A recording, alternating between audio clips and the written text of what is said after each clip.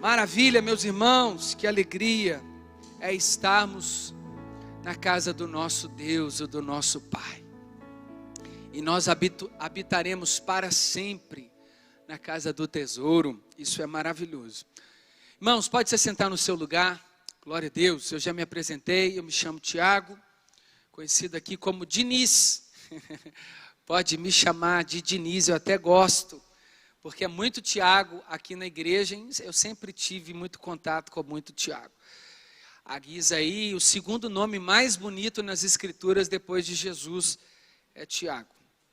Nós estamos acompanhando o Evangelho de Marcos, não verso por verso, não é um estudo sistemático, quem me dera se eu tivesse essa capacidade de transmitir com tanta graça, um estudo aprofundado, mas aprove Deus me chamar. E eu quero, nessa manhã, mais uma vez, de uma forma simples, aquilo que tem também trazido ao meu coração, o conhecimento das Escrituras. Vamos continuar no Evangelho de Marcos, porém agora no capítulo 11, a partir do verso 1, a entrada triunfal de Jesus. Irmãos, eu confesso que lendo mais uma vez esse texto, o meu coração se encheu de riso e de alegria.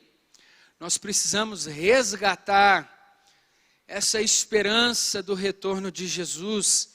Essa narrativa de Marcos nos ensina muito acerca deste episódio tão marcante, talvez um dos momentos mais sublimes aonde Cristo roga para si a sua messianidade proferida pelos profetas, aqueles a quem prenunciaram a sua entrada, Zacarias, a partir de uma contagem até das semanas de Daniel, para os que são mais literalistas, esta entrada triunfal de Jesus, ela traz consigo grandes ensinamentos e aplicabilidade ao nosso coração. Mas de uma forma tão clara, o que precisamos resgatar no texto é a essência, o centro do texto.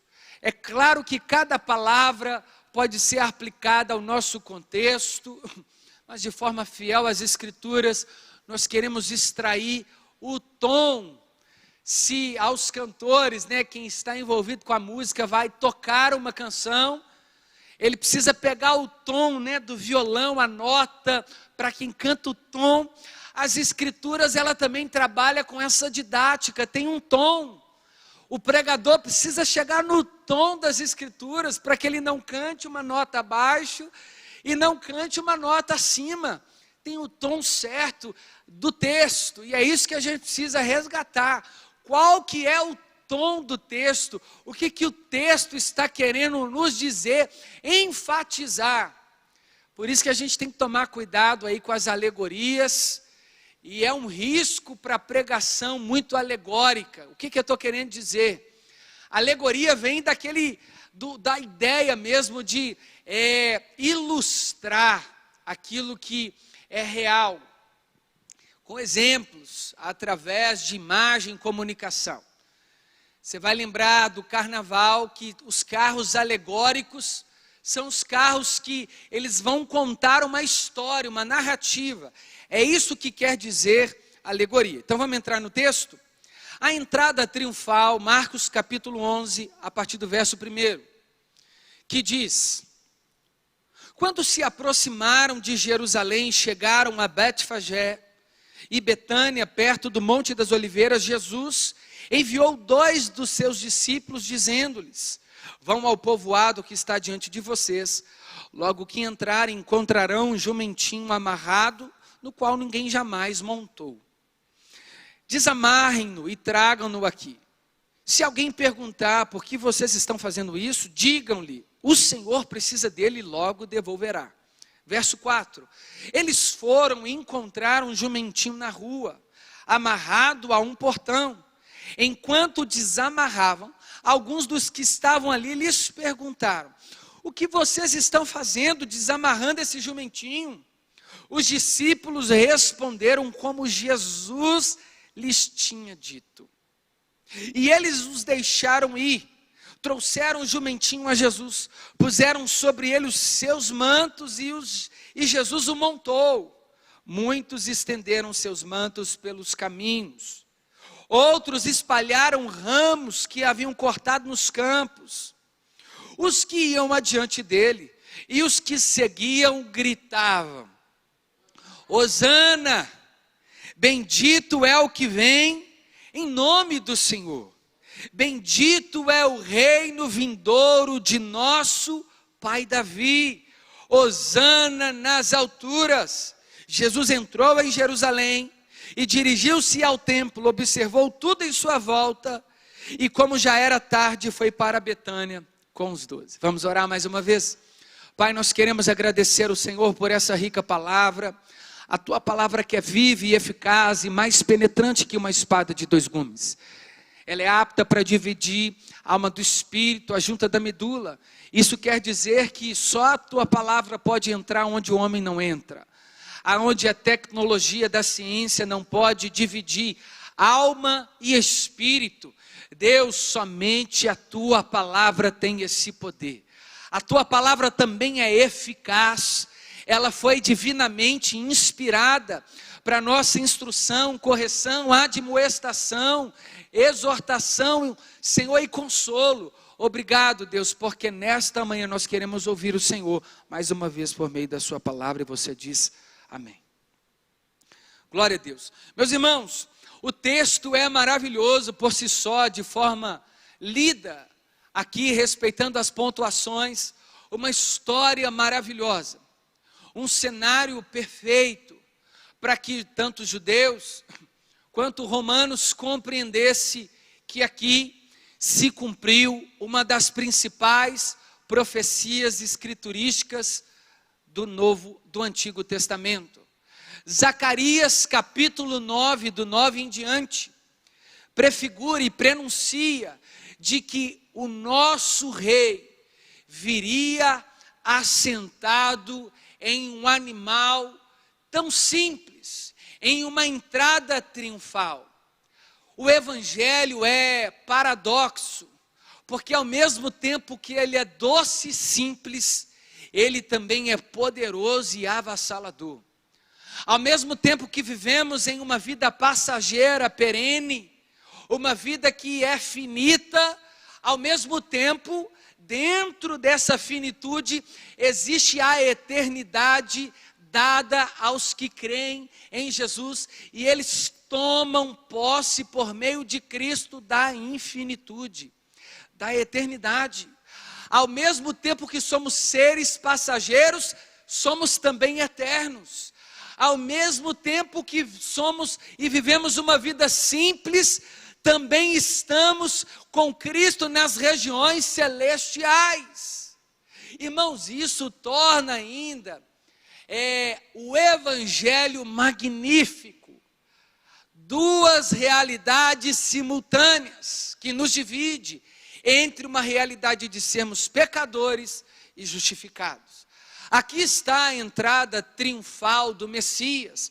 O texto narrado por Marcos, tendo em vista que ele vai escrever aos Romanos, Marcos faz questão de precisamente pontuar essa entrada, afinal, não é Covid não, meu irmão. Os romanos, eles tinham muito sensível essa ideia de um César entrar. O evangelho, o termo evangelho quer dizer isso no tempo romano. Era a boa notícia de César. E como que isso acontecia?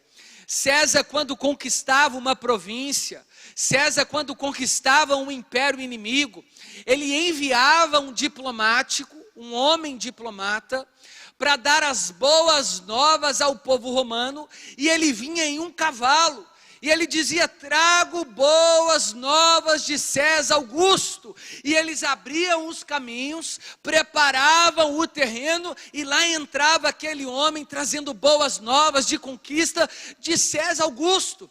É por isso que o evangelho também é rogado nos homens, nos discípulos e aqueles que foram contemporâneos dos discípulos para dizer que a notícia bíblica é o Evangelho, ou seja, é a boa notícia não do Quírio César passageiro, mas do verdadeiro Senhor, o próprio Deus eterno. A boa notícia é: todos os homens estão encerrados debaixo da condenação do pecado. A lei nos diz que estamos mortos. A lei nos encerra debaixo do pecado por causa das nossas limitações. Mas a boa notícia é que em Cristo Jesus, Ele nos salva.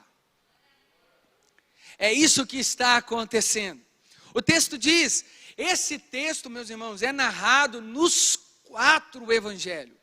Nos 3 evangelhos conhecidos como sinóticos, Mateus, Marcos e Lucas, e também no evangelho conhecido como católico, ou o evangelho universal, o evangelho de João. Olha só a importância desse momento aqui, para aquela época e também para a nossa nos dias atuais. Por isso, Marcos faz questão, tendo em vista, como eu já disse, e ele vai escrever aos romanos, os romanos entendiam bem de uma entrada triunfal. Triunfo quer dizer conquista, eu triunfei, eu venci. Por isso que a entrada de Jesus é vitoriosa, mas ao mesmo tempo tão simples. E isso fez com que alguns ficassem em dúvida. Outros pensassem, será que de fato o rei está entrando assim? Olha só. Quando se aproximaram de Jerusalém, o que tudo indica que Jesus já estava aqui, partindo para a fase final do ministério. Ele já estava prenunciando a sua morte e ao mesmo tempo ressurreição, a conclusão do seu ministério terreno durante 3 anos. Mas o que indica é que, Tiago, você disse que Jesus já está prenunciando a sua morte logo na entrada.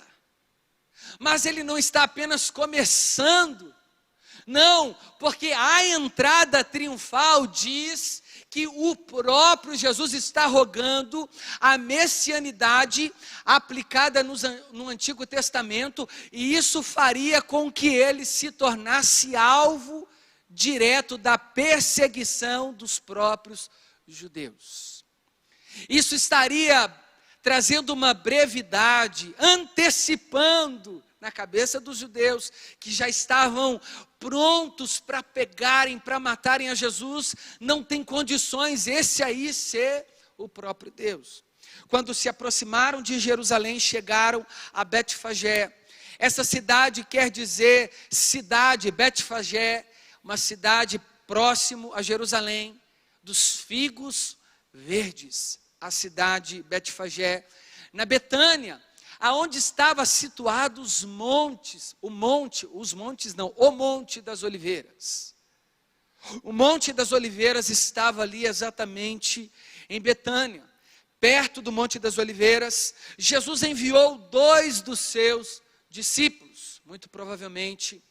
Alguns dizem que seria Pedro e João, há um consenso entre alguns comentaristas. Jesus envia os seus 2 discípulos, porque este é o mandato, para que caminhemos sempre em 2, para que quando um cair, o outro levante. Vão de 2 em 2, preguem, anunciem. Irmãos, não tem como sermos igreja sozinhos. Nós precisamos do outro. Quando 2 ou 3 estiverem reunidos no meu nome, ali eu estarei presente. Quer dizer que quando você está sozinho, orando, Jesus não está? Não, o modelo é da comunhão.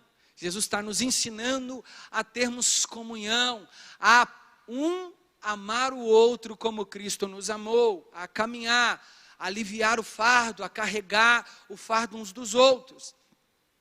Jesus enviou dizendo: vão ao povoado que está diante de vocês, logo que entrarem encontrarão um jumentinho. Irmãos, eu quero crer que essa passagem, ela é de fato uma presciência ou uma ação soberana de Cristo porque ele é Jesus homem e Jesus Deus. Ao mesmo tempo que ele toma a nossa natureza humana, ainda que sem pecado, ele também tem uma natureza divina. O Evangelho é essa doxologia, essa dualidade o tempo todo, dualidade no bom sentido, irmãos. Paradoxo é a melhor palavra, paradoxo. Ao mesmo tempo que Jesus é homem, ele também é Deus. Alguns mais históricos vão dizer, comentaristas, que Jesus já havia falado com um homem acerca, que muito provavelmente era também um discípulo de Jesus, que ele precisaria de um jumentinho. Por que Jesus está fazendo isso? Primeiro, para que se cumprisse a profecia de Zacarias. Mas por que Zacarias profetiza que ele entraria em um animal? Irmãos, primeiro, que os reis sempre eram ovacionados quando eles assumiam o trono, a partir de uma entrada triunfal e sempre um animal. Em pleno século 21, nós veremos isso. Na posse do presidente em 2000, nós vimos isso na posse do presidente. Quando ele assumiu a presidência, o que ele fez? Ele sentou-se em um carro e passeou na esplanada. Isso é costume, nós estamos no Ocidente. Lá no Oriente, muito mais. E principalmente na perspectiva dos romanos, eles eram colocados em carros, uma cavalaria, e era algo lindo, separar os melhores e os cavalos mais fortes, ornamentados. Vinha um pelotão como batedor, assim como se faz hoje nas posses de alguns monarcas, alguns presidentes, alguns ministros em alguns países. Eles são colocados para ser apresentado ao povo, dizendo: este é o governante, esse tem autoridade máxima, esse é o representante desse povo. E é isso que Jesus está dizendo: eu represento um povo, mas não é um povo qualquer. Eu não represento um povo a partir da espada. É por isso que Jesus, ao invés de entrar no manga larga, num cavalo imponente, ele sobe no jumento. Como pode o rei de Israel vir sentado em um jumento? Por que Jesus nasce na manjedoura? Cresce em uma cidade chamada Nazaré Simples. Chama 12 discípulos iletrados, porque Jesus é mestre em confundir os que são, através dos que não são. Pegar os pequenos do monturo e do lixo, e os fazerem, para a glória do seu nome, se assentarem entre os príncipes e poderosos dessa terra. Jesus, ele está rogando a messianidade para si, mas ela não é vista aos olhos naturais. Ele está confundindo a sabedoria dos sábios, dos zelotes que esperavam por um Messias gladiador, imponente, um Quírios, alguém que estaria vindo com a espada, mas ele não veio. Porque diz assim: vão ao povoado, diz, amarrem um jumentinho. E isso ao mesmo tempo também foi prenunciado, foi profetizado, foi estabelecido lá na lei de Números, capítulo 19, na qual os sacerdotes, eles precisavam de animais que não tivessem sido animais impuros, que eles pudessem receber a culpa ou a condenação, serem sacrificados, imolados. Animais, eles deveriam estar, os animais de forma imaculada, separados. Eles não poderiam já ter cruzado, eles não poderiam já ter sido experimentados. Animais puros. Isso aponta também para o cordeiro. E ele diz: amarrado, no qual ninguém jamais montou. Por causa disso, aquele animal foi digno de receber o dono da vida sobre ele. O próprio Deus encarnado estava sobre um jumentinho, sobre o animal mais desprezado entre o povo do campo, o jumento. Não um cavalo, não um pônei, não um touro, um animal simples. O tempo todo a mensagem, o convite do Evangelho é a simplicidade. O título pode parecer hollywoodiano, a entrada triunfal, mas a entrada foi simples, é o que trouxe dúvida na cabeça dos judeus. Irmãos, às vezes a gente deixa de experimentar algo sobrenatural, porque estamos esperando algo fora do comum. Jesus não age fora do comum simplesmente por agir. O sobrenatural está acima do natural, mas não quer dizer que não seja natural o sobrenatural. E às vezes a gente deixa de viver uma vida tão simples, achando que a simplicidade não atrai a Cristo. O Evangelho é um Evangelho simples, pregado por um Cristo simples, paradoxo, que é ao mesmo tempo Deus, entrou de forma simples, devolveu a salvação a homens simples, para criar uma família simples, ter uma vida simples, viver de forma simples, para um plano glorioso.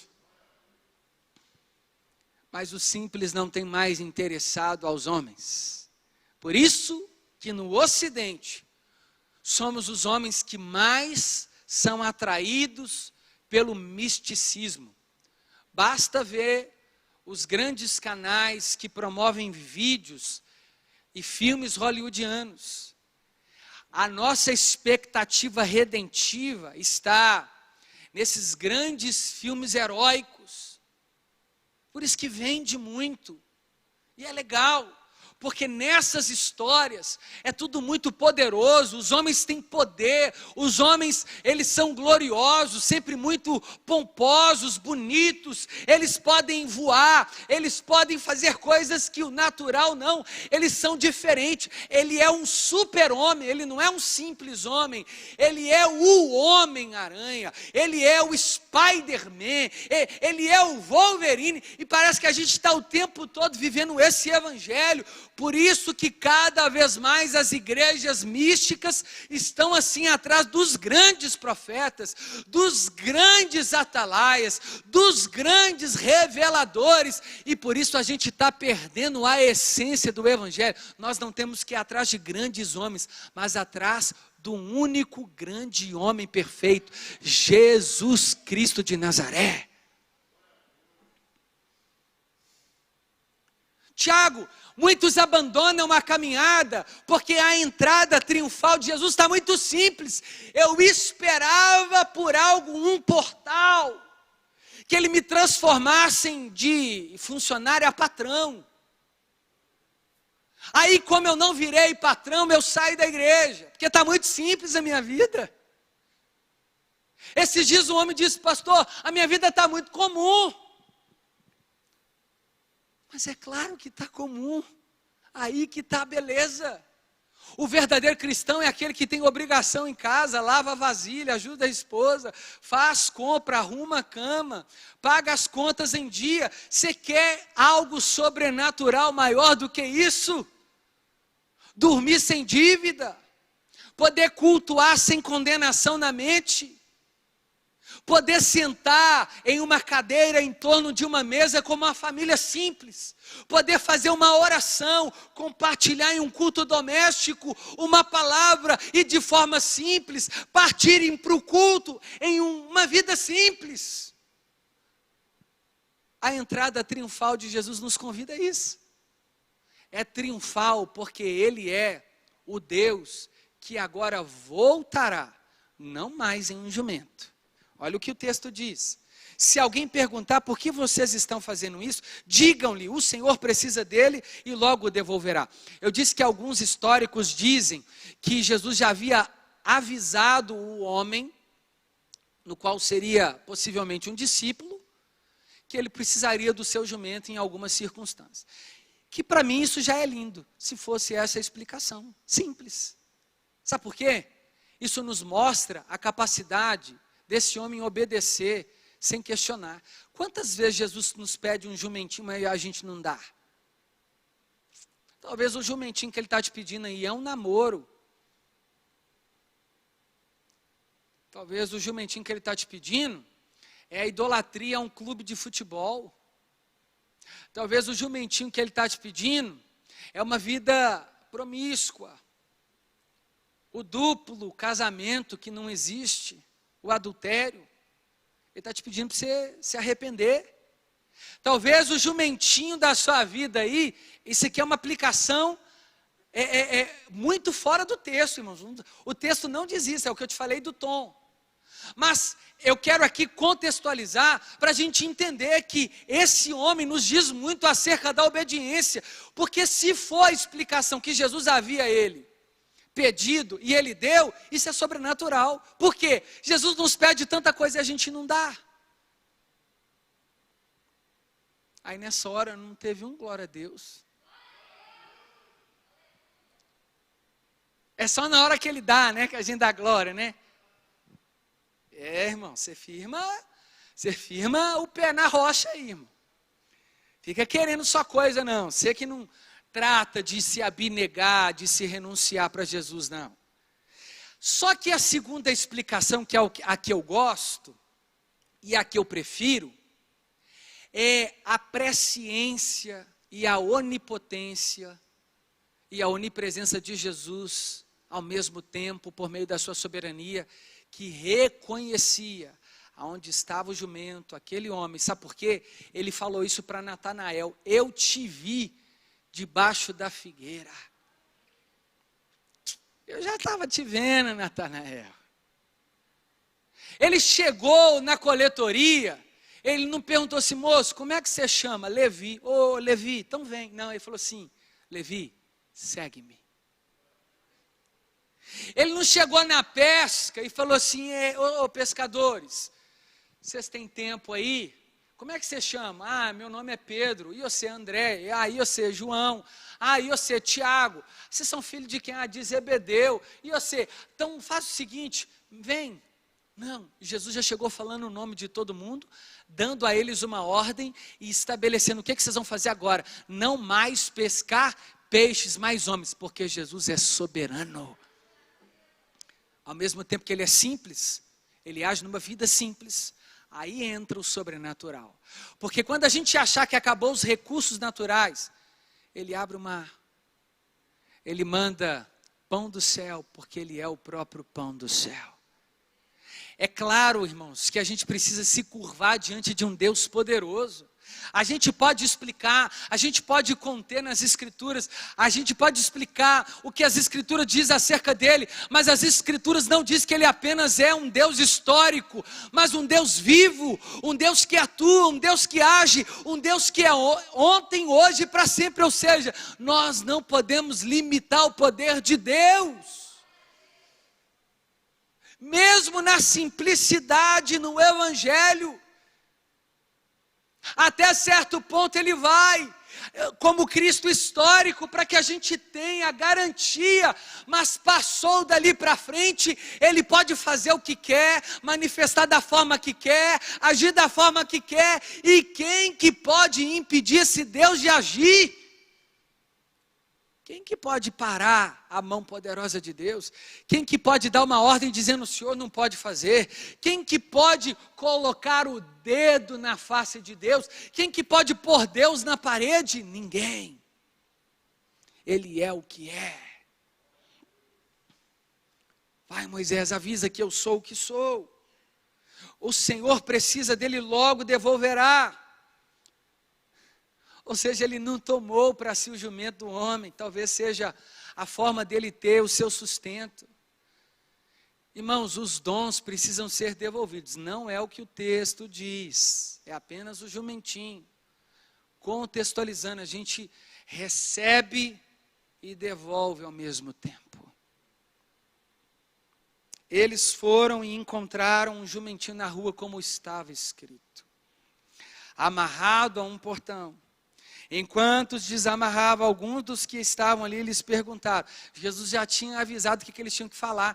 Irmãos, Jesus falou isso quando enviou os discípulos. Vão e digam isso, abram a boca e eu vou falar através de vocês. Irmãos, a gente só se disponibiliza, mas é Cristo que faz em nós e através de nós, mas é apesar também de nós. Ele chama e capacita. Ele escolhe e justifica.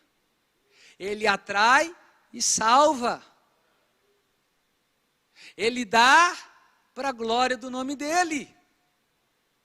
Ele promete e cumpre. Esse é o Cristo que entrou em um jumento. E aí, o texto diz, o que vocês estão fazendo? Eles desamarraram, os discípulos disseram o que Jesus pediu, e aí eles disseram, deixaram eles irem. Quando Jesus dá uma direção, irmãos, o homem não pode parar nada. Se Jesus direcionou, se Jesus disse, está dizido, está dito, está falado. Ele não é filho do homem para que minta, muito menos para que se arrependa. O que ele prometeu, ele é fiel para cumprir. O infiel é eu e você. Jesus diz na tua palavra, todavia, ele permanece fiel. Muitos, aí tirou o jumentinho, deixaram o jumentinho. Jesus, puseram ele sobre os seus mantos e Jesus montou. Sabe o que esses homens fizeram? Tiraram as suas roupas e fizeram, colocar em cima do jumentinho para aliviar a cavalgada. Quem dera, irmão, se a gente tivesse essa mesma atitude desses homens. Alguns pegaram ramos durante o período da caminhada e lançaram no chão, representando também ali um tapete, e ao mesmo tempo é uma ideia de consolo para o jumento e também para Cristo. Homens que tentaram aparentemente aliviar a entrada de Jesus, mas é interessante que são esses mesmos que depois clamam lá no pátio diante de Pôncio Pilatos, dizendo, solte a Barrabás e crucifique a Jesus. Cuidado, nem sempre os tapinhas nas costas querem dizer alguma coisa. Há muito mais problema no amor encoberto do que na correção clara. Prefira, com graça, pessoas que te falam o que você precisa ouvir, e não as que te adulam. E eu falo por mim, irmãos, é duro. Eu tenho amigos que me apontam a minha crueldade, e eu fico como um gato escaldado na hora. Sobe os espinhos, né? Parecendo um porco espinho quando me criticam. Mas vale muito mais a pena essa crítica construtiva do que tapinha nas costas dizendo vai dar tudo certo, estamos juntos e não está. Se é uma bênção, e a gente se perde muito mais nos elogios do que nas críticas. Porque em algum momento aquele jumentinho poderia achar que era para ele. E não era, ele ia voltar para uma vida normal. Jesus já tinha falado, eu vou te devolver, meu filho. Você vai receber o mestre aqui, mas o que vai te tornar famoso, jumento, não é a sua entrada, mas é quem está em cima de você. Já está começando a entender, né? Não é você que recebeu talento para pregar, para cantar, para fazer alguma coisa. E a gente começa a achar que, realmente eu, não.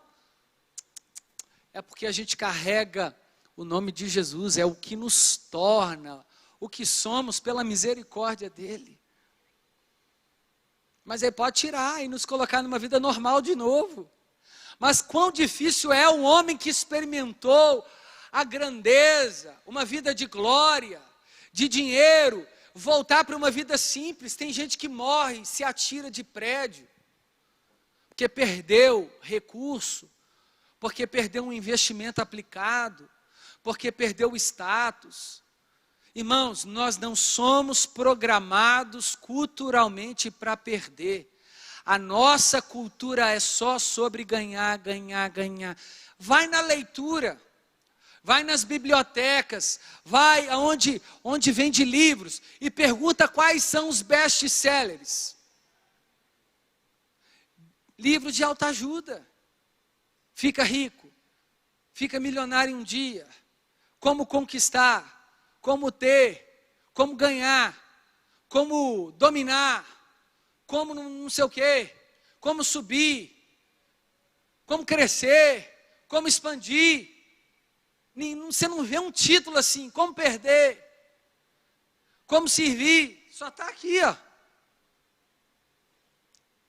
Tiago, mas você contradiz, porque a Bíblia é um dos livros mais vendidos, não quer dizer que ela seja lida e praticada, é bem diferente. Aí você chega, por que é vendido? Você chega dentro da casa do crente, está lá assim, Salmo 91 aberto, um tanto de aranha em cima, barata, traça, não adianta. Hoje tem Bíblia de tudo quanto é tipo. Eu quero saber se tem crente igual às Bíblias. Eita glória. Aí, irmãos, chega na parte final do texto, a mais linda, onde eles estão aqui relembrando o Salmo 118. A entrada do Messias. Salomão também entrou sentado em um jumento. Davi montado em um cavalo. O próprio Saul entrava e era ovacionado grandes reis e imperadores. Quando Jesus entra, eles começam a dizer Hosana, que é um termo direto do aramaico para o grego, que quer dizer salva-me. Salva-nos. Nós precisamos de um Salvador. Nós não precisamos de apenas um monarca. Não vai ser o próximo presidente ou mesmo, né, se Deus quiser, que vai salvar o Brasil, irmão. Não vai.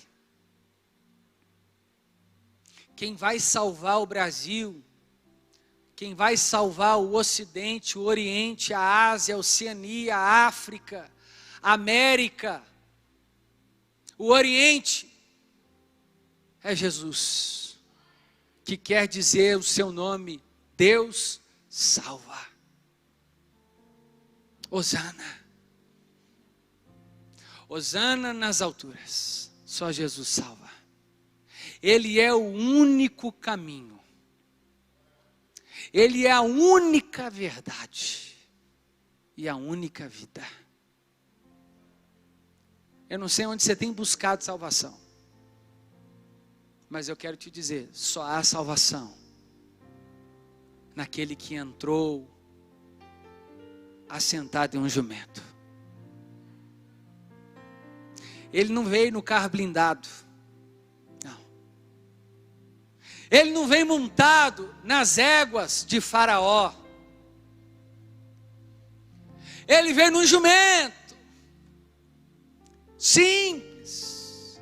Mas é esse que vai nos salvar. Ele não é filho de José o carpinteiro. Não são seus irmãos, Tiago e as suas irmãs. Ele não mora ali naquela cidade pequena de Nazaré. Como que Ele pode nos salvar sendo experimentado em dores? Como que Ele pode nos salvar se a gente viu Ele aqui crescendo? Como que esse homem pode ser Deus? Tão simples. Olhávamos para Ele e não víamos formosura alguma. O seu aspecto era de homem experimentado em dores. Mas verdadeiramente Ele tomou sobre si os nossos pecados. Aleluia.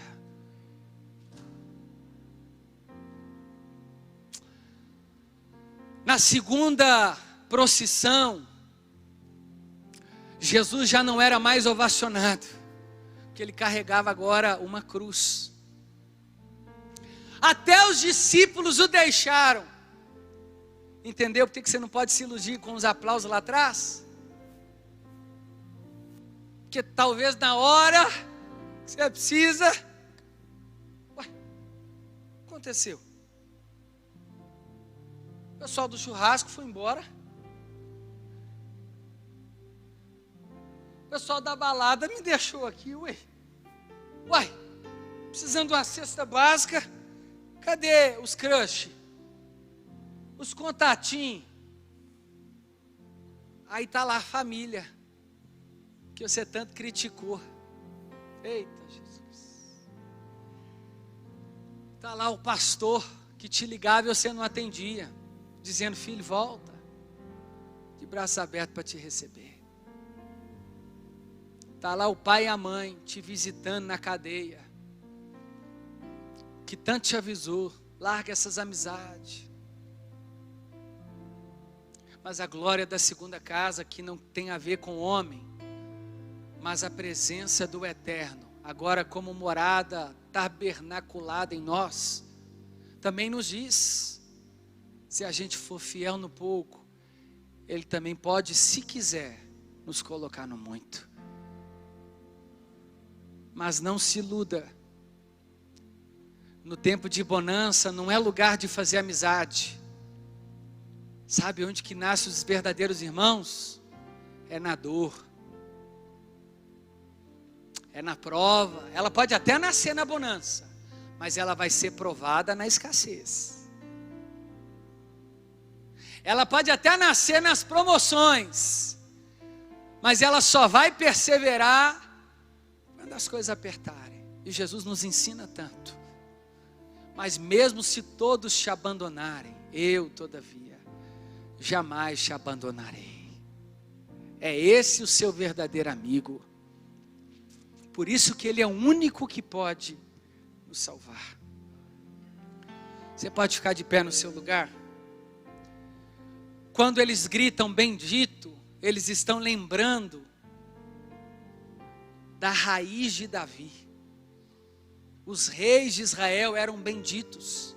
Alguns foram amaldiçoados porque não preservaram o caminho dos reis bons. As crônicas e 1º e 2º reis está ali para nos mostrar. Os reis que temeram, que andaram nos caminhos dos seus pais, que deixaram a palavra como legado, eles prosperaram. E Davi foi o maior rei de Israel. E a profecia messiânica é de que o Messias viria da raiz, da genealogia de Davi. E ele seria bendito. Por isso que eles conclamaram. Eles gritaram, bendito, o abençoado, o ungido. É o que vem em nome do Senhor, do Deus eterno, do Deus criador, do El Shaddai, o Todo-Poderoso, do grande eu sou, do Alfa e Ômega, do princípio e fim, daquele que era, daquele que é e daquele que há de vir, daquele que cria por intermédio da sua palavra, daquele que diz e cumpre, daquele que libera e tudo se cria a partir do nada, como se já tivesse existido. Bendito é o que vem em nome de Deus. Bendito é o reino vindouro de nosso pai Davi. O que os judeus não entenderam é que Jesus está cumprindo essa profecia davídica, messiânica, de Zacarias, de Isaías e de tantos outros profetas. Mas o seu reino, ele diz a Pilatos, ele não é daqui. Não espere por um reino passageiro, o reino dele é eterno, onde a traça não corrói, onde o ferrugem não entra, lá não tem choro, lá não tem ranger de dentes. É um reino para sempre, para sempre. Hosana nas alturas. Isso quer dizer, Ele salva e Ele vem de lá. Ele não vem daqui. A grande filosofia humana é: o homem pode se libertar. Não. O homem não pode se libertar sozinho.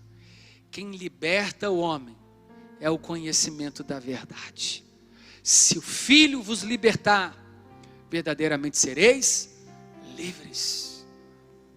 Jesus entrou em Jerusalém, dirigiu-se ao templo, observou tudo em sua volta, e como já era tarde, foi para Betânia com os 12. Ali Jesus já estava dizendo para nós, em silêncio: não vai ficar pedra sobre pedra. Eu não moro aqui. Eu não moro aqui. Ele não mora nesse carpete, nesse altar. Jesus mora aqui. Aqui é a casa da casa.